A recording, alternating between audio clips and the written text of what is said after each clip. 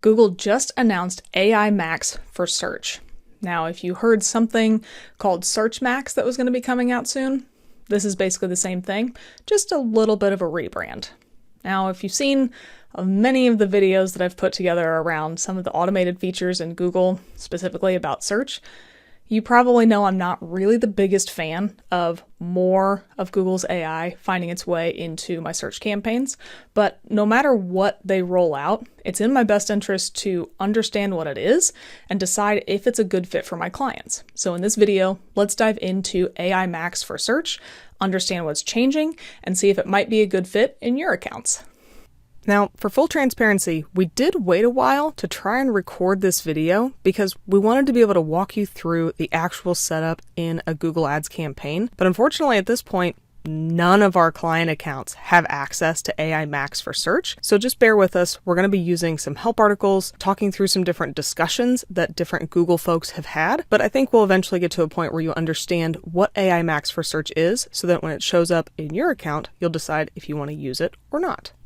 Now, the biggest thing I want to start off with is that AI Max is not a replacement for search campaigns. I know a lot of folks originally, when it was called Search Max, were worried that it was going to be basically just Performance Max for search, and that meant everything was going to be a black box. And although the Performance Max for search thing kind of still holds, it is not a replacement for your search campaigns. We'll talk in a little bit about why we still think it's valuable to have regular search campaigns running. But just know that as of the recording of this video, AI Max is not replacing search, and from what we understand, it doesn't sound like there's a plan to sunset any search campaigns at any point.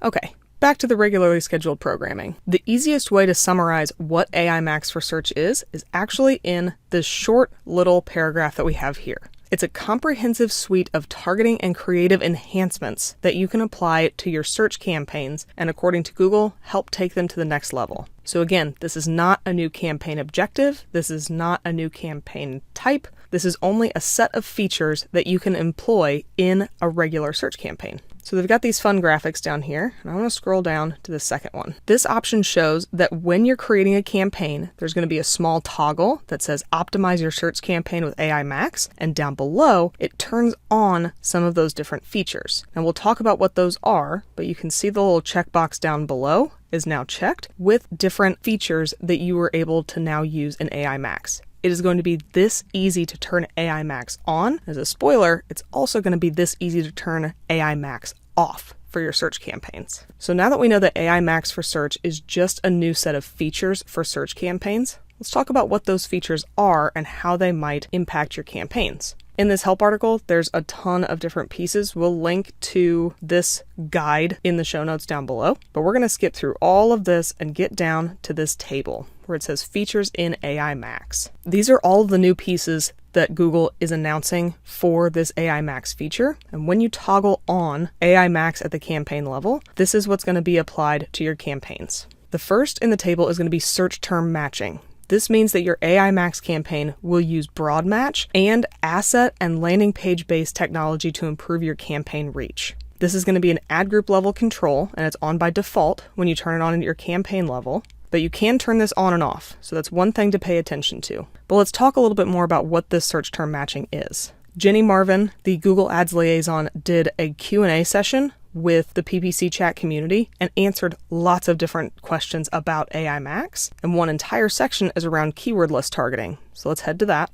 And in the first question here, we get the understanding of how that asset and landing page targeting is going to work. Effectively, cutting to the chase, it's very similar to dynamic search ads. And it also includes any of the assets in the ad group, because you will still be able to create your own ads if you want to. The next portion is that the keywords in your campaign, remember, this is still a search campaign, so you can still apply keywords, will match as normal, but they also expand into broad match versions of your keywords on the back end. So even if you have phrase and exact match terms in this AI Max campaign, they will operate as broad match as well. Now, one of the things I find really interesting is how this will appear in your reporting. And in the search terms report, there will be a new set of information in the column that'll tell you if that search term was triggered based on a keyword, keyword list targeting, or broad match, and there'll be a new AI Max search campaigns level that shows you how much volume came from the AI Max features compared to the regular search campaigns that you were applying.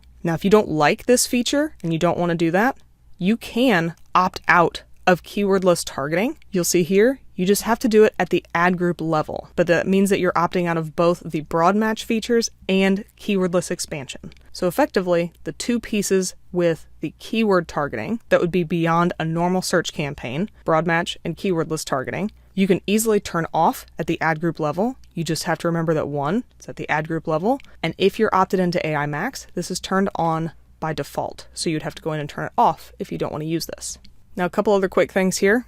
Negative keywords will still behave the same way as they do in AI Max campaigns for regular search campaigns. And when it comes to prioritization of your keywords, Search and Performance Max campaigns can be eligible for the same auctions, and none of the prioritizations are changing. Any of the keywords you have in your search campaign will still be prioritized over AI in general, but depending on the match type you're using, they may show up in a different order. Here's the priority chart from Google Ads as it stands now. Exact match is still the top priority when it comes to matching. If you have an exact match keyword that is identical to the search term, this is going to have the highest priority and will match before your phrase and broad match keywords or search themes in Performance Max campaigns. After that, you move down to any AI-based keyword prioritization, and following that is ad rank. So from my understanding, any of the broad match terms or keywordless targeting will live in either level 2 for broad match or potentially level 3 for the keywordless targeting. So in theory, AI Max shouldn't take traffic away from those other keywords that you have in your campaign because it should still match to those based on this level of prioritization. This is why we say AI Max is not a replacement for search and why you should retain your regular search campaign strategy. For any of the accounts I plan to test AI Max in, I will always have a set of campaigns that targets the exact match keywords that are identical to the search themes that I want to have,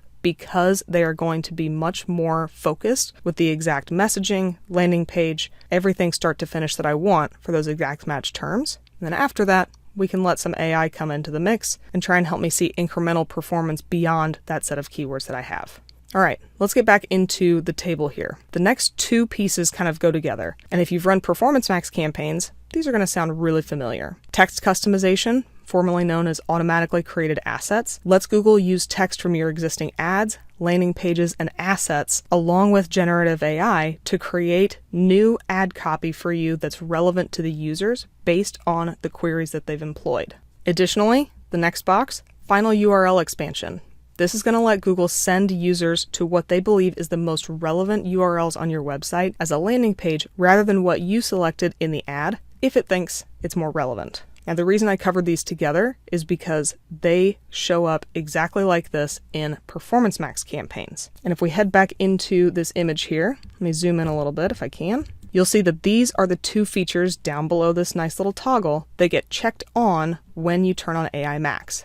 Text customization and final URL expansion. I know the graphic's still going, but that's okay. The one thing to know is that you cannot use final URL expansion if you are not opted into text customization. You can turn just final URL expansion off and leave text customization on, but you can't do the opposite. So you are able to opt out of these features. Just know that final URL expansion is impacted by how you use text customization. The next piece is going to be locations of interest. When you launch a campaign on Google, in your location targeting, you get two different options. I've jumped into the settings portion of a campaign in our placeholder account just so you can take a look at this. If we scroll down to locations, open this up, down under location options, there's a different option for presence or interest compared to presence. For the most part, we run our campaigns on presence, meaning people have to be in or regularly in the included locations that we use for our campaigns. What AI Max is offering is at the ad group level, you can opt into presence or interest. And this is people who are in, regularly in, or have shown interest in your included locations. Now, effectively what that means is you can be based in the United States, but maybe looking for hotels in Europe. And if your campaign is opted into presence or interest, then you'll be able to see ads from hotels in Europe while you're in the United States because you have expressed interest in those locations and those services. This is not a new feature. The only thing that's different is that you don't have to control this at the campaign level like I am in this existing search campaign. You can do it at the ad group level with an AI Max campaign. If we keep scrolling down, you can see that we've got a few other options here. Brand settings. Let's go back into that placeholder account because again, this is also not a new feature. You'll still be able to use brand inclusion and exclusion lists in your AI Max campaigns. If you're interested in the brand controls for Google Ads, you can check out the video at the top of the screen right now. The only thing that's going to be different is that brand inclusions are going to be available at the ad group level as well as the campaign level. Brand exclusions will still operate the same way at the campaign level. All right, we're getting to the bottom of the list here. URL inclusions and exclusions. Same thing, we're going to talk about these together because they're basically two sides of the same coin. You can now use URL inclusions at the ad group level, meaning that you want to add specific URLs that Google can use as landing pages, even if it didn't find them just by using its regular crawling software. This you can do at the ad group level, just like you could do with dynamic ad targets in dynamic search ads. You'll also be able to use URL exclusions, meaning that Google can't use certain pages as landing pages in your campaigns. Now the last piece, even though it doesn't say it here, Jenny Marvin did answer the question, will page feeds be supported? Yes, they are already supported and they can be leveraged with your final URL expansion if you decide to turn that on. So effectively the URL inclusions and exclusions are most impactful if you opt into this final URL expansion, because that gives Google some guardrails as to what pages it can and should or shouldn't use as a different URL for your landing page. Now the last option down here below is just the updates to reporting. We talked about this a little bit, but in the search term report, there's going to be a new match type for incremental search terms and a source column that'll show you which terms were matched because of broad match expansion or keyword list targeting. You'll also see a new view that will combine the search term, headlines, and URLs that were triggered for a specific search term, so you'll understand exactly what the user experienced on their end. In the keyword report, there's going to be a new summary row down at the bottom for AI Max so that you can see how AI Max and its expansion impacted the campaign. Think about this similar to the campaigns tab in Google Ads, when down at the bottom it shows you search campaigns versus performance max versus display campaigns. This is going to be similar. There'll just be a new line for AI Max where all of the attributed performance from those features will be applied. In your landing page report, you'll see a selected by column that will show if AI Max was the reason that landing page was used. And the asset report will have something similar. It'll show you the performance of the AI Max assets compared to the assets that you provided to the campaigns. And that covers the overview of how AI Max is going to work.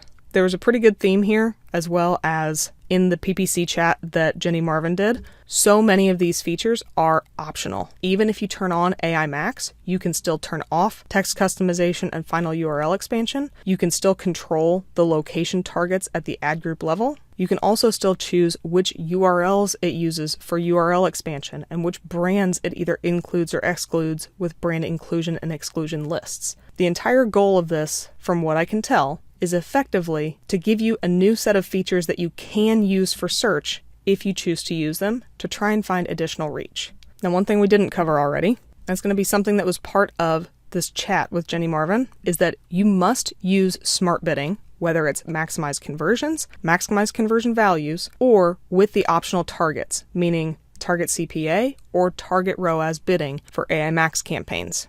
You will not be able to use any other bid strategies, but beyond that, there aren't any specific requirements here, as you can see.